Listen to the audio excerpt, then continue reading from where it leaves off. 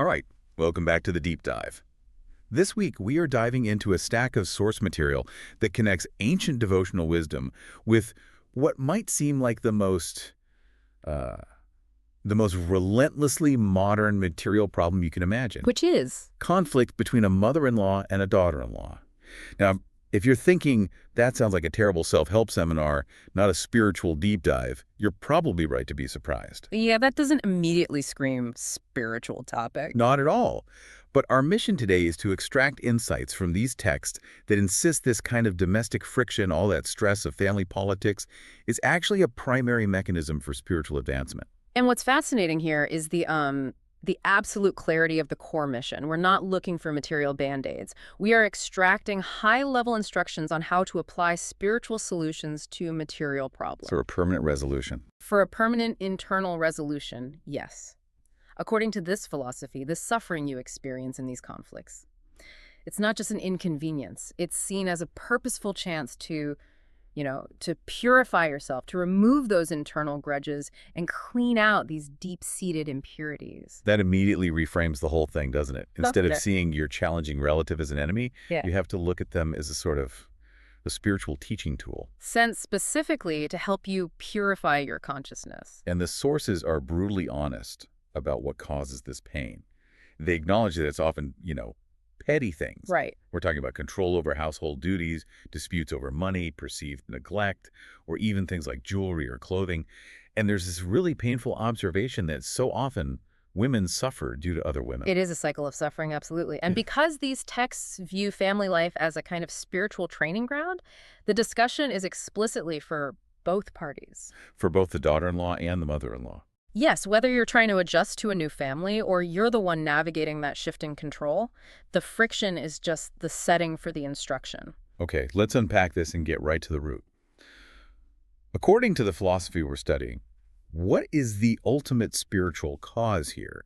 It can't just be a difference of opinion on curtain colors. No. The sources identify the root cause of all material problems, including these daily domestic battles, as simply forgetting Krishna. Wait, okay, for listeners who might not be deep in the devotional text daily, when the source says forgetting Krishna, what does that mean in a practical day-to-day sense? What are we actually forgetting? We're forgetting our fundamental identity and purpose. I mean, the practical definition is forgetting that you are an eternal spiritual being, a soul, and your primary identity isn't wife or mother-in-law, but servant of the divine. And when you forget that, you become overly attached to these temporary material roles, which leads to ego, ownership, attachment, and that attachment creates the conflict. Which leads directly to the concept of karma.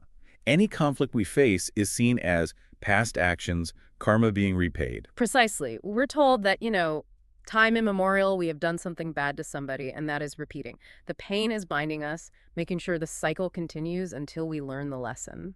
So the suffering itself has a purpose. It's not just random. But that sounds, sounds a bit like spiritual denial. If a devotee is truly being harassed, how do the sources argue that this constant tolerance isn't just enabling bad behavior? Because the goal is internal mastery, not external victory. The life situation itself is described as a test. A test? Yeah. The question is, are you above these ordinary petty problems or are you below them? If you can still chant your prayers peacefully, still attend your services, still maintain inner serenity even while facing all this, you're passing the test. If your devotional life is disrupted because you're just ruminating on an insult, you've failed. And that's the ultimate measure of success, which immediately contrasts with what the philosophy calls bad decisions. What kind of decisions are being criticized? The ones that lead you to fight back, seek divorce, or allow your whole life to become enemy-centered. If you spend all your energy focusing on how much you've been harassed, the texts warn that those bitter, negative impressions carry on. They can bind you for many lifetimes, keeping you stuck. So the ultimate instruction is to detach and let it go. How do we get from this theory, karma, and testing to practical daily life? The texts point to the Bhagavad Gita as the operational manual. It is. The foundational lesson, which is the key here, is learning how to completely detach yourself from the material world and attach yourself with Krishna, which brings us to this core concept of equanimity. Equanimity? Right. The idea that the highest devotee should see enemy and friend equally. That is an enormous ask. I mean, when you're dealing with daily grinding friction, how do you genuinely achieve that? What does the spiritual toolbox even contain? Well, the sources point to chapter 12, verses 13 and 14 of the Bhagavad Gita. It describes the qualities of a person who is very dear to Krishna. These are the traits you have to cultivate no matter what the other person is doing. Okay, tell us about those traits. The list is, well, it's aspirational. You must be non-envious, a kind friend to all living things, free from false ego, and this is the critical part, equal in both happiness and distress. Equal in happiness and distress. You have to be tolerant, always satisfied, self-controlled, your mind and intelligence fixed entirely on the divine. That stability, that equality is your spiritual armor. The emphasis on tolerance is huge.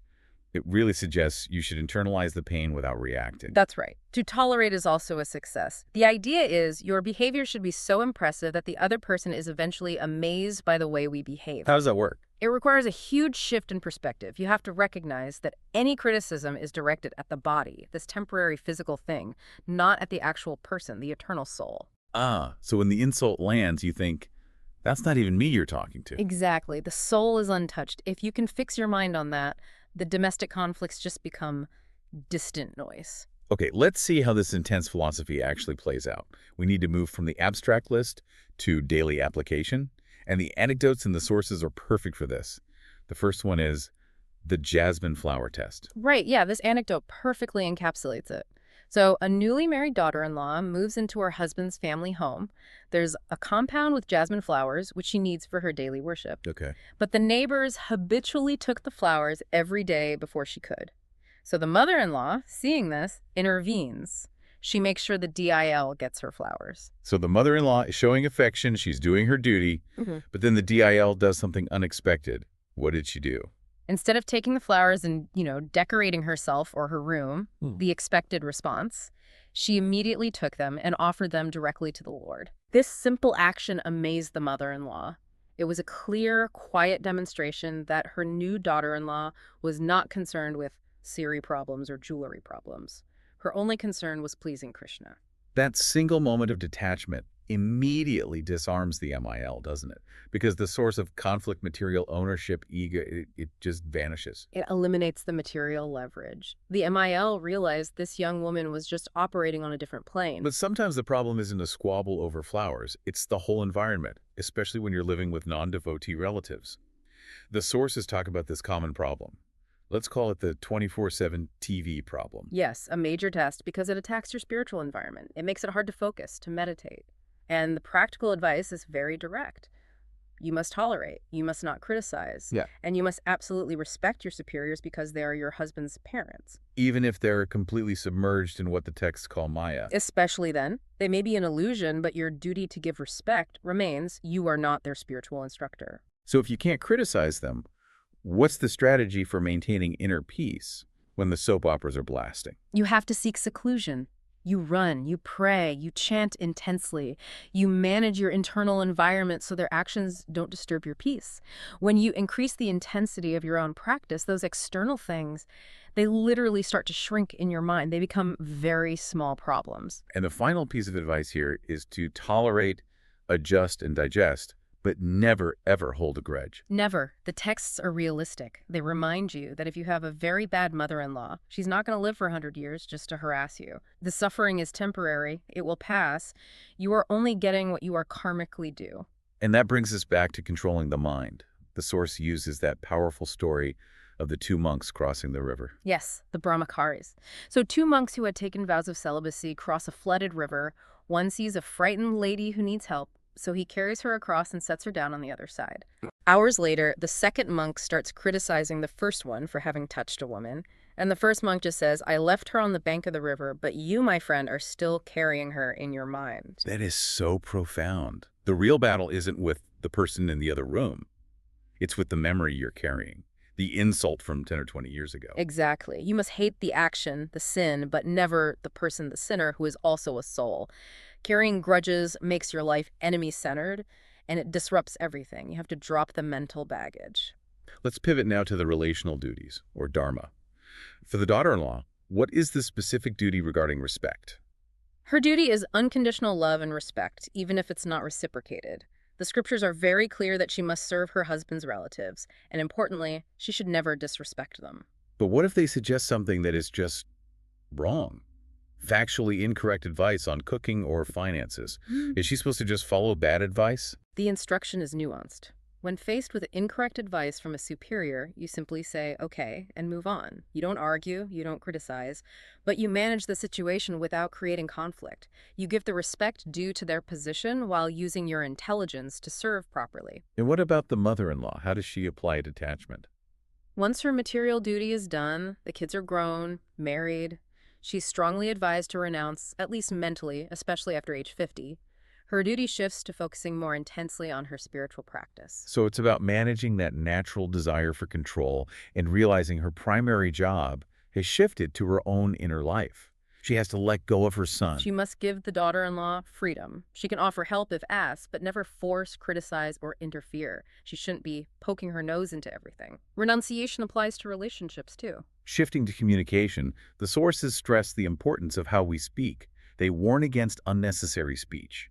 The guidance is strict. If you're going to speak, talk about Krishna or service. If your family isn't interested, then just keep quiet. Silence is always better than gossip or criticism. The goal is to win the heart, not the argument. There's also an interesting critique of language itself. English is called an impersonal language. Yes, it's suggested that native languages like Hindi or Tamil express love and emotion far better. The source urges daughter-in-laws not to let pride stop them from learning their mother-in-law's language because only speaking in English can create distance. So the advice is to use whatever method best conveys respect and connection. Precisely. The example given is the DIL who just quietly and humbly listened to her incessantly talking MIL. She didn't argue, she just listened with respect. And that humble act eventually won her MIL's trust. So what does this all mean for you as you listen and reflect on your own family? I think the core message is shifting your focus entirely from the external enemy to your own internal purification and duty. That's the ultimate takeaway. And the final critical instruction is how to handle that mental dirt. When a bad memory surfaces, 20 years ago my MIL scolded me, you must immediately interrupt, criticize, and eliminate that thought. You are literally fighting a war against your own mind, telling it to delete old insults. You must tell the mind to stop it and throw them out. The technique is to immediately replace that painful memory with a thought of Krishna or service or an act of charity. If you let those petty things stay, they bind you here. So you do your duty perfectly, genuinely, and lovingly. And you don't worry about whether you get appreciation or name or fame from your family. You have to remember that whatever we do, that is recorded. Krishna is watching. All your efforts are registered in the spiritual realm. This detachment from expectation and focus on selfless service is the practical path back home, back to Godhead. So even if you are not appreciated by your immediate family, The most important appreciation, the divine appreciation, is guaranteed. This suggests that our most mundane, challenging domestic duties are actually our most sacred service. that is the ultimate goal, and it's a powerful thought to end on. If you've been struggling with a conflict, consider that the source of your irritation might actually be your personal path to freedom. We'll be back next week to continue this topic. Until then, keep that focus inward.